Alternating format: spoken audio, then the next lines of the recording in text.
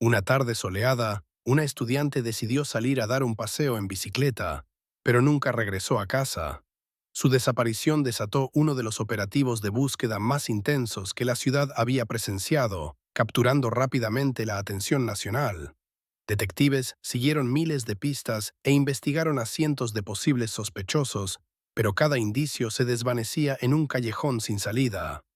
Así se mantuvo el caso hasta que un giro inesperado reveló una verdad escalofriante. Artud Wood nació el 28 de octubre de 1975 en Saint John, Canadá. Con el tiempo se convirtió en la hermana mayor de dos hermanos menores antes de que la familia se estableciera en Ottawa. Allí, Artud asistió a una escuela católica y luego continuó sus estudios universitarios, enfocándose en historia y filosofía. Tras completar sus títulos, su pasión por el aprendizaje la llevó a inscribirse en otra universidad cerca de Toronto para trabajar en un doctorado en filosofía. Artud soñaba con enseñar en una prestigiosa universidad y sus profesores solían elogiar su intelecto, señalando que conversar con ella era como hablar con un colega. En su vida académica, Artud mantenía un estilo de vida activo. La natación, el running y el ciclismo eran algunos de sus pasatiempos favoritos. También soñaba con formar una gran familia y estaba en una relación comprometida, planificando un futuro con su novio. Después de completar su doctorado en el verano de 2003, a los 27 años, Artud regresó a Ottawa para pasar 2 semanas con su familia. La universidad estaba a casi 300 millas de distancia, por lo que las visitas eran escasas, y la distancia había sido difícil para una familia tan unida. Durante su descanso, planeaba aprovechar al máximo cada momento con sus seres queridos. La mañana del 6 de agosto, Artud se despertó temprano y salió a correr. Al regresar, preparó un postre de fresas para sus padres y hermanos. Ese día, ella y su madre planearon ir de compras, pero el pronóstico del tiempo advertía de fuertes lluvias. Deseando aprovechar el cielo despejado mientras pudiera, Artud decidió dar un rápido paseo en bicicleta primero.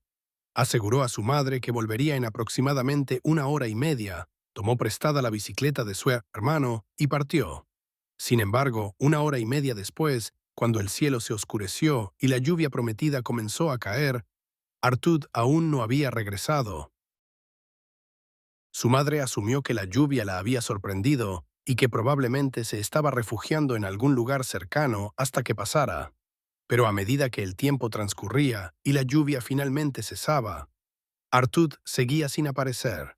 Inquieta, su madre llamó a su esposo, quien de inmediato salió con sus hijos a buscarla. Recorrieron el largo sendero del parque de la ciudad, una ruta bien conocida por los ciclistas, en busca de cualquier señal que les indicara el paradero de Artud. En la búsqueda de Artud, la ciudad se unió en un esfuerzo colectivo, reflejando la profunda conexión que los seres humanos comparten cuando uno de los suyos se pierde en la vasta incertidumbre del destino. Desde tiempos inmemoriales, las vastas extensiones de los senderos para bicicletas de Ottawa han sido testigos silenciosos de innumerables historias. Allí, entre la quietud de los árboles y el murmullo del viento, Artud y sus hermanos pasaron horas interminables de su infancia, explorando cada rincón. Para Artud, aquel lugar representaba el refugio perfecto, una extensión natural de su hogar. Sin embargo, el día que decidió salir a montar en bicicleta, no dejó indicios claros de su destino, lo que sumió a su familia en una creciente incertidumbre. Cuando el sol comenzó a ocultarse en el horizonte, la preocupación se transformó en pánico. Más de 6 horas habían transcurrido desde que Artud había partido, y la angustia de su familia se intensificaba con cada minuto que pasaba. Temían lo peor, que algo terrible le hubiera sucedido. Sin más alternativas, decidieron contactar a la policía local con la esperanza de movilizar una búsqueda a gran escala. Las autoridades, no obstante, se mostraron reticentes al principio. Artud, a sus 27 años, era considerada una adulta capaz de tomar sus propias decisiones, incluso si eso implicaba alejarse voluntariamente. Pero la familia de Artud no estaba dispuesta a esperar. Con una determinación férrea, comenzaron a reunir a amigos y vecinos, solicitando su ayuda para buscarla. En cuestión de horas, decenas de voluntarios se unieron a la búsqueda, recorriendo senderos en bicicleta a lo largo y ancho de la ciudad hasta altas horas de la noche. El principal desafío era la inmensidad de la red de senderos de Ottawa, que se extendía por más de 160 kilómetros. Nadie sabía con certeza qué ruta había tomado Artud, pero todos asumieron que habría elegido el sendero más cercano a su hogar. Con el amanecer, la policía se sumó oficialmente al esfuerzo, estableciendo un puesto de mando en el Museo de la Aviación, un punto estratégico donde convergían varios senderos importantes. La respuesta de la comunidad fue asombrosa.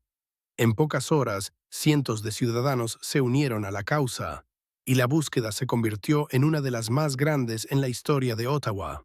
La policía montada, helicópteros y hasta personal militar se desplegaron para asistir en la operación.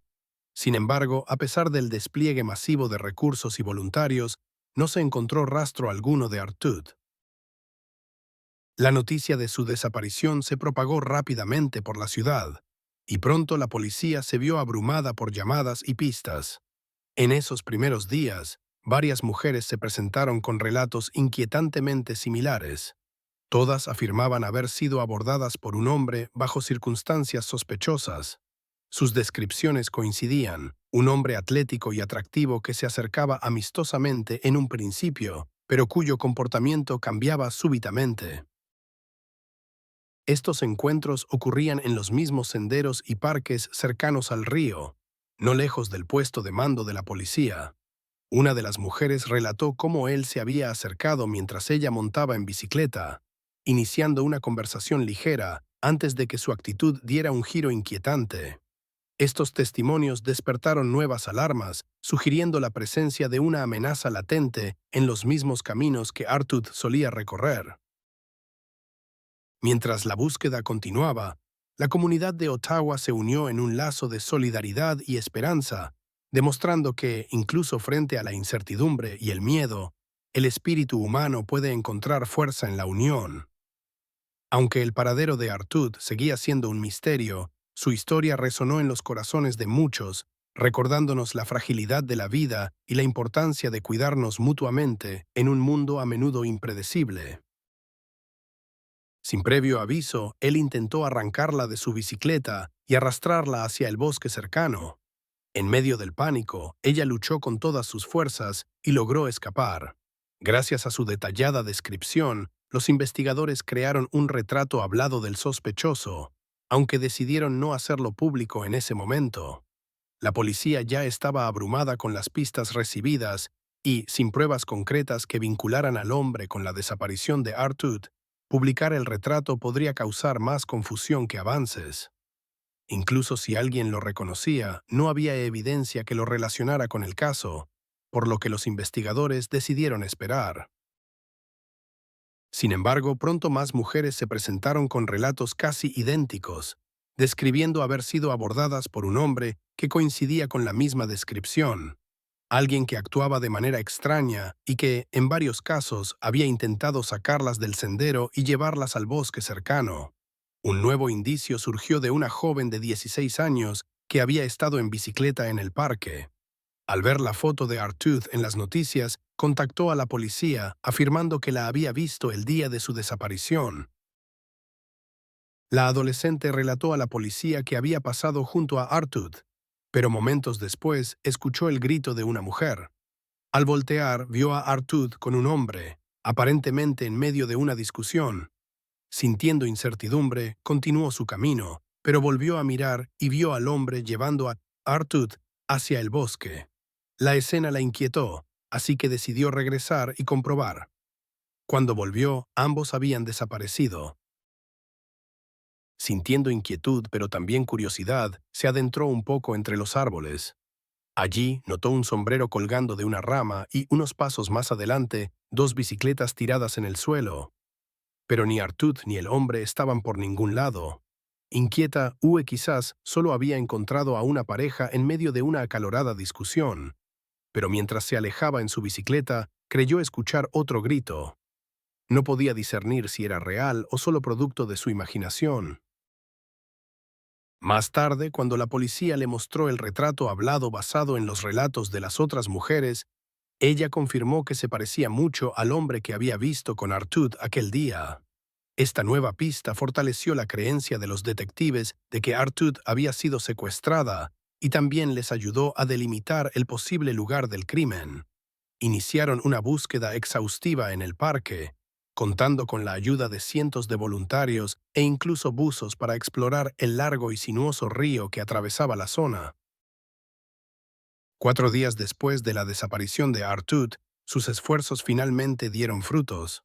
Recuperaron una bicicleta del río, y el número de serie confirmó que pertenecía al hermano de Artud. Esta revelación no solo arrojó luz sobre el paradero de Artud, sino que también subrayó la fragilidad de la vida y la delgada línea entre la seguridad y el peligro. En un mundo donde las sombras pueden ocultar tanto el mal como la esperanza, la búsqueda de la verdad sigue siendo nuestro faro más brillante. Las esperanzas de encontrar a Artud con vida comenzaron a desvanecerse entre los detectives, quienes redirigieron sus esfuerzos hacia la búsqueda a lo largo de la ribera del río. La atmósfera estaba cargada de incertidumbre hasta que, ese mismo día, la policía recibió una llamada inusual, una que se destacó entre todas las pistas anteriores. La voz al otro lado del teléfono era la de un hombre frenético. Confesó haber matado accidentalmente a Artud cerca de un sendero para bicicletas, asegurando que no había sido intencional, describiéndolo como un terrible accidente. El hombre continuó relatando que había enterrado parcialmente el cuerpo cerca de la ribera y lo había cubierto con ramas. Los investigadores rápidamente rastrearon la llamada hasta un teléfono público en un pueblo cercano y se apresuraron al lugar, con la esperanza de encontrar huellas dactilares o evidencia de ADN que pudiera revelar la identidad del confesor. Sin embargo, una vez más, no encontraron nada útil. Simultáneamente se desplegaron perros de búsqueda para escudriñar ambas orillas del río, donde se había encontrado la bicicleta de Artud. Al día siguiente, los perros condujeron a los detectives hacia un cuerpo que yacía a pocos metros del agua, parcialmente oculto bajo ramas. El nivel de descomposición era tan severo que la identificación visual era imposible, y el cuerpo estaba desnudo. A pesar de ello, los detectives estaban casi seguros de que se trataba de Artud. Los restos fueron enviados al examinador médico mientras los oficiales peinaban el área circundante en busca de evidencia. Sin embargo, no había nada. Ni huellas, ni pertenencias personales. Ninguna pista clara del perpetrador. Más tarde, el análisis forense confirmó que la víctima era, efectivamente, Artud. La autopsia reveló que había muerto ahogada, probablemente sumergida bajo el agua hasta perder el conocimiento. Luego, su asesino la había arrastrado hasta la ribera y la había cubierto con ramas. Nunca se recuperó su ropa. Estaba claro que el asesino se había llevado su vestimenta. Aunque los examinadores no pudieron confirmar de manera concluyente si Artud había sido agredida sexualmente, la condición de la escena sugería fuertemente esa posibilidad. Tras el descubrimiento de su cuerpo, los investigadores decidieron publicar un retrato robot del sospechoso, lo que inmediatamente generó una ola de nuevas pistas. Muchas mujeres reportaron encuentros con un hombre que coincidía con la descripción y que las había acosado en parques locales, pero ninguna de esas pistas acercó a los detectives a identificarlo. Con el tiempo, los investigadores elaboraron una lista de varios cientos de sospechosos potenciales, verificando metódicamente a cada uno, pero aún no podían conectar a nadie directamente con el asesinato de Artud. También comenzaron a explorar si el caso podría estar relacionado con un depredador en serie, posiblemente el mismo hombre que había atacado a varias mujeres en un pueblo cercano el año anterior. La misteriosa llamada confesando la muerte de Artud incluso se había realizado desde esa misma área, sugiriendo que los dos casos podrían estar conectados. La búsqueda de respuestas se convirtió en un laberinto de incertidumbres, donde la línea entre el azar y la intención se desdibujaba con cada nueva pista. En este intrincado entramado de hechos y sospechas, La verdad parecía siempre estar a un paso más allá, escondida en las sombras de una mente perturbada. La historia de Artud es un recordatorio de que, en ocasiones, los ecos del pasado resuenan con un silencio ensordecedor, dejando tras de sí un rastro de preguntas sin respuesta en el complicado paisaje de la naturaleza humana. Los detectives trabajaron incansablemente para conectar los dos casos, pero una vez más se toparon con un frustrante callejón sin salida. Sin embargo, las pistas seguían llegando y los investigadores se alarmaron al ver cuántas mujeres reportaban encuentros con un hombre que se asemejaba al retrato robot. Al trazar en un mapa los avistamientos, emergió un patrón inquietante. El mismo hombre había sido visto en ese parque al menos 19 veces durante la semana previa a la desaparición de Artud. Más inquietante aún, una mujer afirmó haberlo visto allí al día siguiente, antes de que se encontrara el cuerpo de Artud. Después del asesinato, se sospechaba que el hombre podría haber regresado al lugar, ya sea para ocultar sus restos más a fondo o para recuperar pruebas incriminatorias antes de que la policía las descubriera. Había también un detalle crucial que los testigos mencionaban repetidamente. El hombre tenía un tatuaje de águila en el hombro. Al principio, los detectives decidieron mantener ese detalle en secreto, creyendo que el tatuaje podría ser su pista más valiosa. Pero con el paso de las semanas, sin un arresto y con la investigación enfriándose, decidieron compartirlo con el público. El movimiento desató una ola de pistas. Centenares de llamadas sobre hombres con tatuajes de águila. Los detectives investigaron cada una, pero todas las pistas terminaban en decepción. Durante los meses siguientes, el equipo continuó revisando un abrumador aluvión de más de 4.000 pistas. Persiguieron cada posible ángulo, pero dos llamadas particulares destacaron. Una llegó poco después de que se descubriera el cuerpo de Artud, y la otra meses después. Ambas apuntaban al mismo individuo, un hombre local que vivía en el mismo pueblo donde se había originado la misteriosa llamada de confesión desde un teléfono público. De hecho, vivía a solo unas pocas cuadras del teléfono desde donde se había realizado la llamada. Aún más sospechoso, tenía antecedentes penales y un tatuaje de un ave en el hombro que coincidía perfectamente con las descripciones de los testigos. Los detectives lo llevaron para interrogarlo, pero su comportamiento era inquietante. En un momento, incluso los desafió, diciendo que nunca descubrirían qué había estado haciendo el día en que Artud fue asesinada porque era tan escurridizo como un escorpión. Los investigadores lo interrogaron durante 3 horas, pero no reveló nada de valor.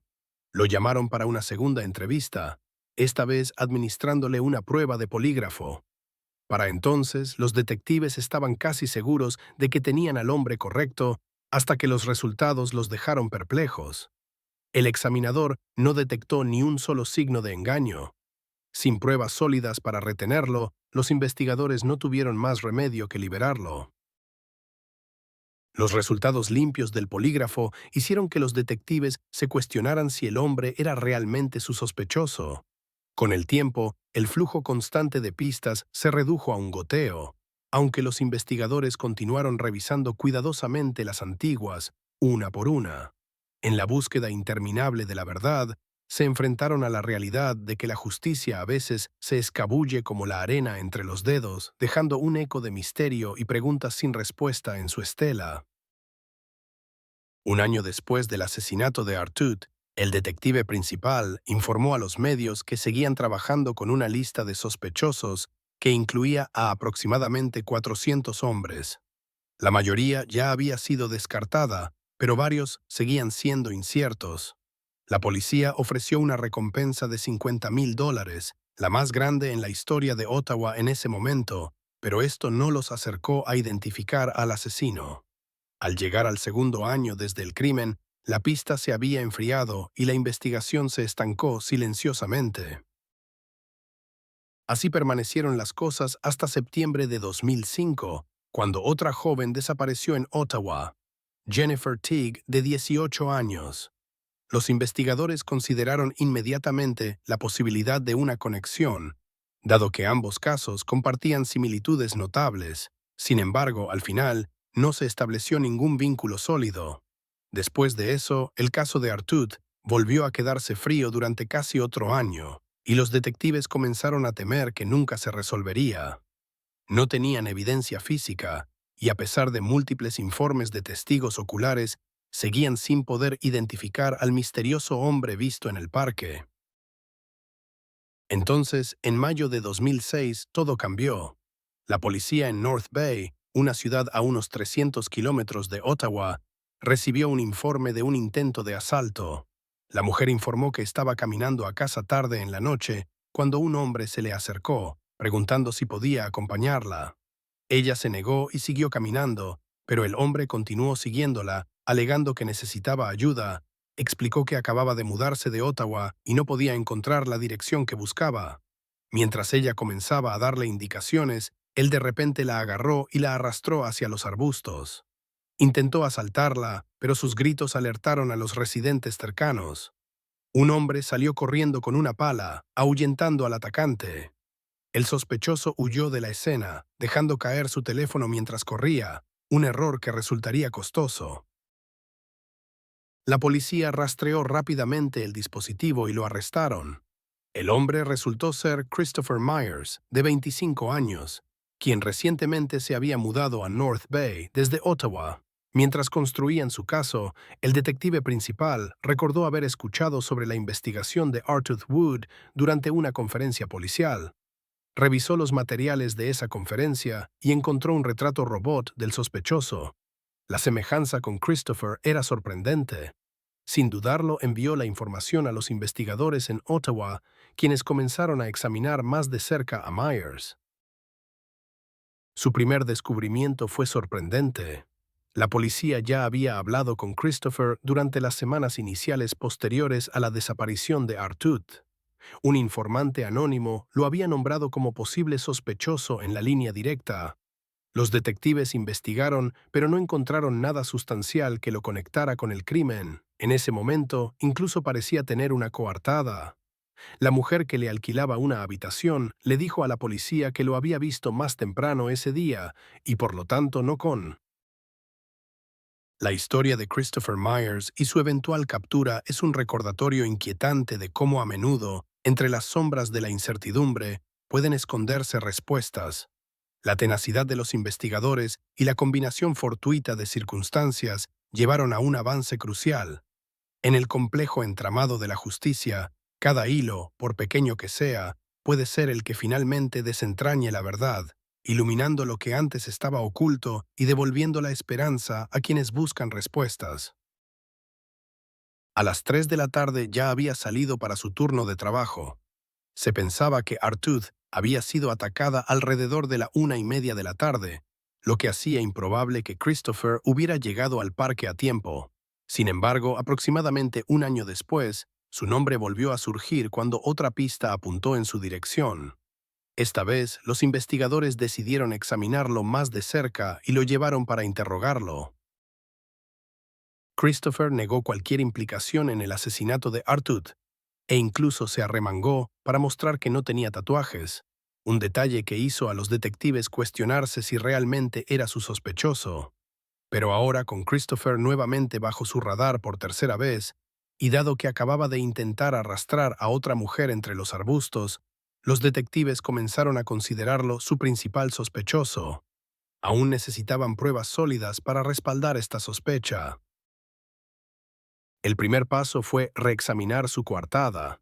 Inicialmente, su casera había dicho a la policía que lo había visto en casa durante el día, lo que aparentemente lo había despejado de sospechas. Cuando los investigadores hablaron nuevamente con la casera, ella aclaró que en realidad había visto a Christopher solo por la mañana. Esa pequeña corrección lo cambió todo. Esto significaba que tenía más que suficiente tiempo para ir en bicicleta desde su casa al parque, atacar a Artud y aún llegar a tiempo para su turno de la tarde. Para confirmar, los detectives recorrieron toda la ruta en bicicleta ellos mismos y verificaron que era completamente posible.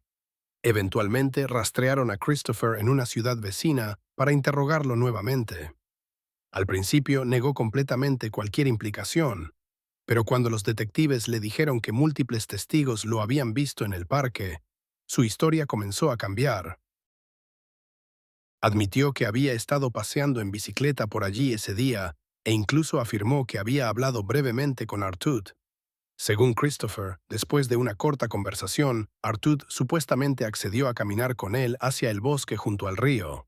Luego afirmó que apareció otra chica, asustando a Artud y provocando que cayera al agua. Dijo que se fue inmediatamente, pero regresó más tarde solo para encontrar que ella se había ahogado. En ese momento, supuestamente arrastró su cuerpo hasta la orilla, lo cubrió con ramas y se fue sin decirle a nadie lo que había sucedido.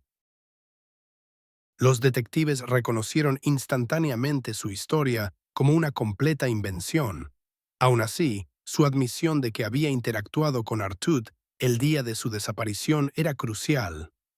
Aún más revelador, la otra chica en su relato sonaba exactamente como la testigo de 16 años que había informado haber escuchado un grito y haber visto a Artud con un hombre antes de que ambos desaparecieran en el bosque.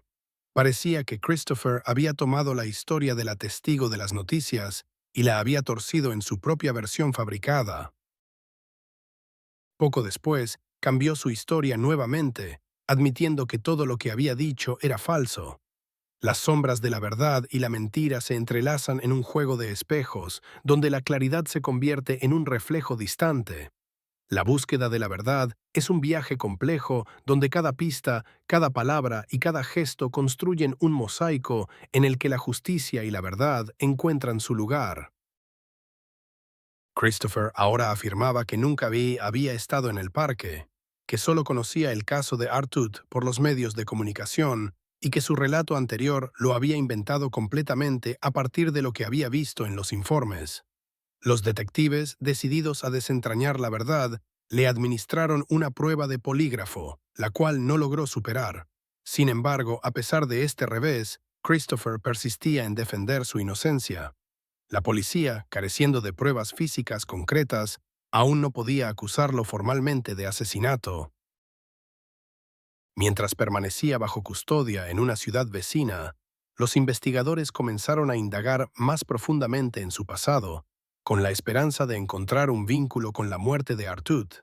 Descubrieron que su madre había luchado contra el alcoholismo y el consumo de drogas durante el embarazo, lo que dejó a Christopher con desafíos de desarrollo y problemas de salud mental desde una edad temprana. Para empeorar las cosas, su madre lo maltrató físicamente hasta que, a los 4 años, fue adoptado por otra familia. Pero 8 años después, incluso ellos se rindieron. Su comportamiento se había vuelto profundamente perturbador e incontrolable. Hablaba solo constantemente, se desnudaba en público y se volvía más agresivo con cada año que pasaba. Un psicólogo que lo trató llegó a decir que Christopher era el niño más aterrador con el que había trabajado. En la superficie, su vida adulta parecía más estable. Logró mantener un empleo, encontrar vivienda y, en su mayoría, mantenerse fuera del radar policial.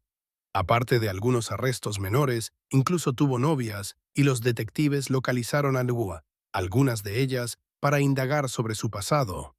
Una experta describió cómo Christopher frecuentemente perdía el control y, en ocasiones, la golpeaba.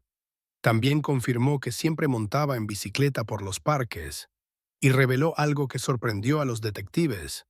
Christopher tenía la costumbre de hacerse tatuajes temporales y, en varias ocasiones, ella había visto un tatuaje de un águila en su hombro.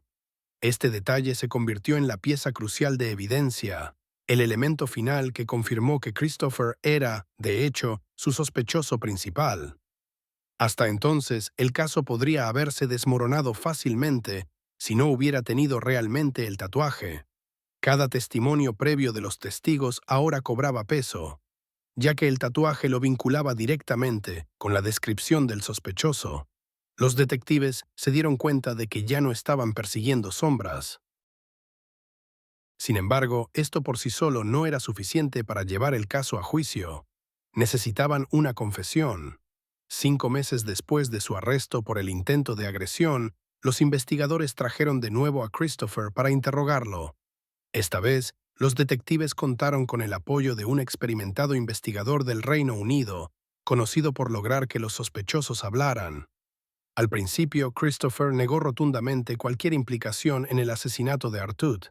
Poco después, sin embargo, volvió a su historia anterior, afirmando que la había conocido junto al río, la había besado y que ella se ahogó tras ser sorprendida por otra chica. Casi de inmediato volvió a retractarse. En un mundo donde la verdad se entrelaza con la ficción, la búsqueda de respuestas se convierte en un laberinto de incertidumbres. Las sombras del pasado, las cicatrices de la infancia y las decisiones del presente se entrelazan en una narrativa compleja, donde cada pieza de evidencia, cada palabra susurrada puede cambiar el rumbo de la justicia. La verdad, en última instancia, es un reflejo de la humanidad misma, siempre esquiva, siempre compleja. No mucho tiempo después de su arresto, Christopher dibujó un mapa para los detectives, señalando el lugar donde afirmó haber encontrado a Ardith por primera vez y el sitio donde supuestamente fueron juntos. Incluso accedió a guiarlos personalmente hasta la ubicación. Sin embargo, una vez allí, Christopher cambió nuevamente su historia, insistiendo en que no reconocía el parque en absoluto. Aunque aún no había confesado completamente, su relato fue suficiente para mantener a los investigadores centrados en él.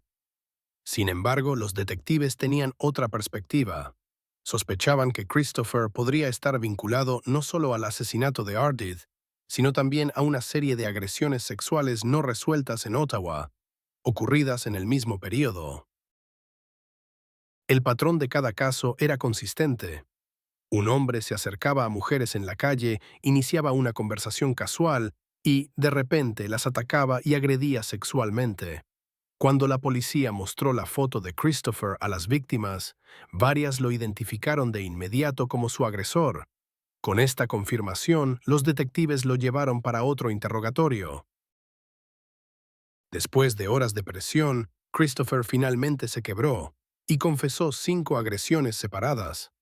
Esa confesión proporcionó a la policía el apalancamiento necesario para añadir cargos adicionales y, combinado con todas las demás pruebas, un caso mucho más sólido que vinculaba a Christopher con el asesinato de Ardith. Finalmente fue formalmente acusado de asesinato y el caso avanzó hacia juicio, un proceso que tomó varios años. En enero de 2008, los fiscales ofrecieron un acuerdo de culpabilidad. Si se declaraba culpable, el cargo de asesinato en primer grado se reduciría a asesinato en segundo grado. Christopher aceptó el acuerdo. Admitió haber abordado a Ardith en el sendero para bicicletas, arrastrándola al bosque con la intención de agredirla y luego ahogándola en el río. También se declaró culpable de múltiples ataques a otras mujeres. Por estos crímenes, recibió una sentencia de cadena perpetua con la posibilidad de libertad condicional después de 10 años. La sentencia reducida fue parte del acuerdo, pero no significaba que Christopher alguna vez sería libre. Su primera oportunidad de libertad condicional llegó en 2015, pero la Junta la negó rotundamente. Intentó nuevamente en 2020, solo para ser rechazado una vez más. Los expertos enfatizaron que, incluso después de 15 años tras las rejas, seguía siendo muy probable que reincidiera. Hoy, Christopher permanece en prisión y es improbable que alguna vez sea liberado. El asesinato de Ardith Woods se convirtió en uno de los casos más notorios de Ottawa, dejando un trauma duradero en la comunidad. Las mujeres comenzaron a temer caminar solas por los parques o andar en bicicleta por su cuenta, lo que llevó a los locales a organizar patrullas voluntarias y paseos grupales para cuidarse mutuamente y prevenir tragedias similares. Aunque Christopher admitió varias agresiones, los detectives creían que había cometido muchas más. Desafortunadamente, no todas las víctimas vieron su rostro, lo que hacía imposible vincularlo definitivamente a cada ataque. En el eco de estas tragedias, la comunidad lucha por reconstruir la confianza, tejiendo lazos de solidaridad que desafían el miedo.